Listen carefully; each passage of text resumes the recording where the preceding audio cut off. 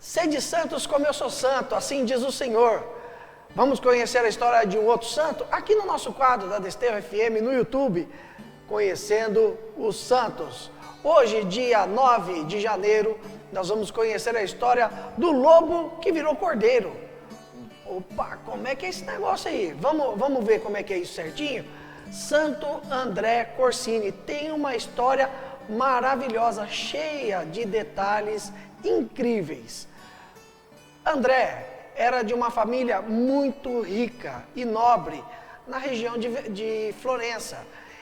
A família Corsini, pessoas ricas, tinham membros do alto clero que faziam parte dessa família, e ele nasceu filho de Nicolau e Peregrina. Mas antes de nascer, a história já é cheia de detalhes e de fatos curiosos. Esse casal, Nicolau e Peregrina, eles não tinham filhos, já eram casados há algum tempo. Pessoas de muitas virtudes, apesar de serem ricos, eram também muito religiosos, davam grandes quantias de doações à igreja e ajudavam muitas pessoas carentes, pobres e necessitados, também doentes. Mas não tinham filhos e eles queriam ter muitos. Um dia eles estavam na missa e na homilia do padre, os dois sentiram seus corações tocados pelo Espírito Santo. E, um sem falar para o outro, foram diante da imagem de Nossa Senhora e fizeram uma promessa, consagrando o seu primeiro filho a Nossa Senhora. Quando eles chegaram em casa, um falou para o outro a respeito do fato e do que tinham feito. E assim, eles acharam muito interessante e quiseram compartilhar entre si essa coisa maravilhosa que havia acontecido com eles. Foram os dois novamente diante da imagem de Nossa Senhora e renovaram essa afirmação, essa consagração, essa promessa. Passados alguns dias, Peregrina percebeu que de fato a graça tinha acontecido, ela estava grávida. E assim, com muita alegria, esperou o seu filho que vinha chegando. Mas olha o que aconteceu, na véspera do nascimento do filho, ela teve um sonho. E no sonho, ela dava à luz a um lobo negro, muito bravo e que fazia muita coisa errada, destruía muitas coisas. E ela, na hora que viu isso, clamou a Nossa Senhora. E ela viu esse lobo entrando numa igreja e se ajoelhando diante da imagem de Nossa Senhora. E depois ele se tornava um cordeiro, um carneirinho, branquinho, que saía pulando, saltitando de dentro da igreja. Ela não contou a ninguém esse sonho, somente ao seu marido. Guardou esse segredo entre eles e assim no outro dia, no dia 30 de novembro, dia de Santo André, nasceu o filho. Por ocasião da festa do santo, colocaram o nome no filho de André. E André cresceu em beleza e inteligência. Era um menino muito bonito, muito inteligente e também perspicaz. Só que ao passo que ele crescia, ele não se dedicou à religião como os pais gostariam, como os pais eram dedicados. Ele começou a se interessar por caça, por jogos, apenas por prazeres mundanos. E conforme foi passando o tempo, 12, 13, 14, 15 anos, a coisa ia só piorando. Cada vez menos ele queria saber das coisas santas e cada vez mais só das coisas do mundo. Um dia, seus pais chamaram ele para conversar e contaram para ele a história de como ele foi concebido, da promessa que eles fizeram, do toque do Espírito Santo naquela missa. Mas o menino, de uma forma bastante ríspida, não quis saber da história, não quis ouvi-los. E sua mãe o pegou e falou de uma forma bem firme.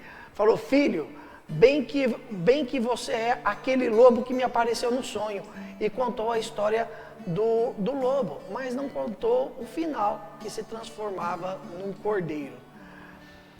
Aquilo mexeu com André, mas ele não contou para ninguém. Ele que tinha uma personalidade já muito forte nessa época. Ele saiu de lá e fugiu de casa, quis ficar sozinho. Foi vagando até que ele achou uma igreja. A igreja estava aberta e havia uma imagem de Nossa Senhora. Ele entrou na igreja, se ajoelhou diante dessa imagem e chorou. ficou um dia inteiro diante da imagem, quieto, chorando, se arrependendo amargamente dos seus pecados e da forma como havia tratado a sua família até então. Ele saiu dali e procurou um mosteiro carmelita.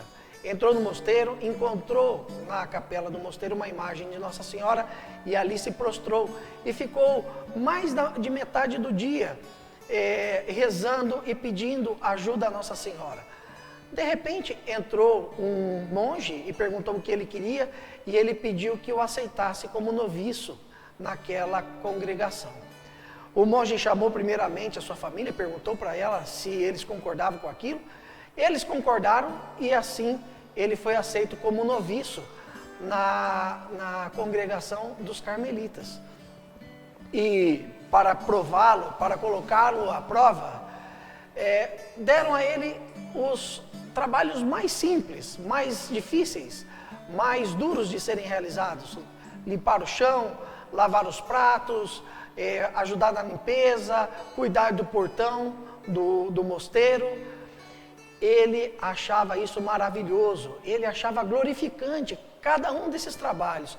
Realmente era de uma inteligência acima da média e também de uma humildade muito acima da maioria das pessoas. E ele foi galgando os passos dentro da congregação. De noviço ele fez os votos solenes e depois, com um pouco mais de 20 anos de idade, ele foi ordenado padre. Depois de ordenado padre, ele ainda estudou mais algum tempo e voltou para a sua terra. Contam-se muitas histórias incríveis a respeito de André no período em que ele estava como noviço e também depois de padre no convento. Dizem que um dia que ele estava cuidando do portão, o próprio inimigo, o próprio Satanás apareceu para ele vestido como uma pessoa bonita e o importunou, o tentou para tirá-lo do convento. Também, às sextas-feiras, André colocava um cesto no seu pescoço e saía pelas ruas da cidade pedindo doações para o mosteiro. Os seus antigos companheiros de farra, de jogos, de festa, acabavam ficando indignados, junto com muitos dos seus parentes, por verem ele numa situação tão humilhante como eles consideravam. Mas André não estava nem aí, ele falou assim: nosso Senhor Jesus Cristo também foi escarnecido pela população. Assim, eu não ligo a mínima para tudo isso. Ele visitou um tio que estava, em certa ocasião, com uma doença muito grave na perna. Esse tio não sabia mais o que fazer para ser curado. Os médicos não achavam cura para aquilo lá. O tio era uma dessas pessoas que escarneciam de André. E quando André chegou, ele, a princípio, não quis nem falar com ele. Mas André de longe disse: tio, se o senhor quiser que a sua perna seja curada, me escute. Aí o tio, compadecido e também pela dor que estava sentindo, falou: o que você falar, se for realmente curar minha perna, eu escuto. E André falou para ele: fique 6 dias de jejum. No 7º dia reze 7 Pai Nossos e 7 Ave Marias. E depois uma Salve Rainha.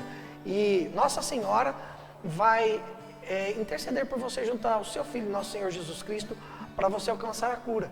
O seu tio fez isso. E não é que ele ficou curado e percebeu a grandiosidade da alma daquele rapaz, daquele jovem sacerdote André. Depois de algum tempo, num sacerdócio muito frutuoso, André foi designado para ser o superior do convento carmelita. Mas ele ficou pouco tempo no cargo, porque 2 anos depois, o bispo de uma cidade vizinha faleceu. E as pessoas o elegeram para ser bispo daquela cidade, Fiesole. E assim, a hora que chegou a ele esse convite, essa informação, ele se assustou, ele não queria honrarias. Ele vivia uma vida austera, de muita penitência, jejum, muita oração e muita dedicação aos pobres.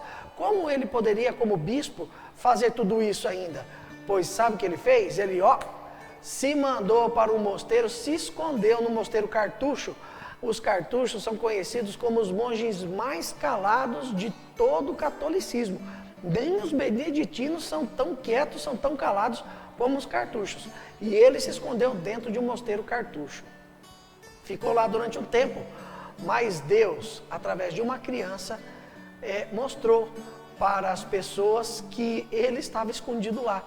E quando ele viu aquela criança que falava para ele que ele tinha que ser o bispo, ele percebeu que na verdade era uma mensagem vinda de Deus através daquela criança, que pode ser até que não fosse uma criança de verdade, pode ser que fosse o seu próprio anjo da guarda chamando ele para assumir essa responsabilidade. Ele tomou coragem e assumiu o episcopado da cidade de Fiesole. E foi um grande bispo, porque além dele ser bispo, aí é que ele endureceu mais a vida austera que ele já levava de penitências, de jejuns e de orações. E aí começaram a acontecer muitos milagres ao redor de André. André foi instrumento de muitos milagres. Deus realizou através dele muitos milagres, curas de cegos, de coxos, multiplicação de pães. As pessoas que vinham até ele, doentes, necessitadas, ele impunha as mãos, curava. Conta-se numa oportunidade em que um rapaz que ele lavava os pés dos peregrinos, principalmente dos mais pobres, todas as quintas-feiras, para lembrar da cerimônia do lava-pés de Nosso Senhor Jesus Cristo. E uma dessas pessoas estava com os pés todo machucado, cheio de chagas, e recusou a dar os pés para que André pudesse lavar. André insistiu e a hora que ele passou a água com suas mãos, os pés desse peregrino ficaram sãos, ficaram curados no mesmo momento. São muitos os relatos de milagres maravilhosos que aconteceram por intercessão e através de Santo André, enquanto ele ainda estava vivo. Ele partiu para a glória de Deus, avisado anteriormente, por algum tempo antes, pela própria Nossa Senhora, que apareceu para ele, dizendo que ele morreria no dia de Santo Reis, no dia da Epifania do Senhor. Ele celebrou o Natal, o Ano Novo, com muita alegria. Foi acometido de uma leve febre, mas sabia que estava chegando a sua hora e partiu com muita alegria para o reino dos céus. A sua festa passou a ser no dia 9 de janeiro, por conveniência, mas ele de fato faleceu no dia de Santo Reis. André teve uma vida maravilhosa, um homem que realmente, apesar de ter começado mal, de ter começado de uma forma um tanto quanto equivocada a sua vida, se redimiu e tomou o rumo que Deus tinha para ele, escutou o chamado do Espírito Santo, se entregou ao serviço de Deus, transformou o mundo e as pessoas por onde ele passou. Foi um instrumento da graça de Deus. Que nós possamos nos espelhar em Santo André, nos inspirar nele, para que também possamos seguir o nosso chamado, sermos pessoas melhores e transformar o mundo por onde passarmos. Sede santos como sou santo, assim diz o Senhor. Se você gostou desse vídeo, dê o seu joinha, compartilhe com os seus amigos, nos ajude a evangelizar. Também inscreva-se no nosso canal e ative o sininho para que você possa receber muitos outros vídeos produzidos aqui pelo nosso canal no YouTube da Desterro FM. E até amanhã com mais um santo, conhecendo os nossos santos. Conhecendo os Santos, uma produção Desterro FM.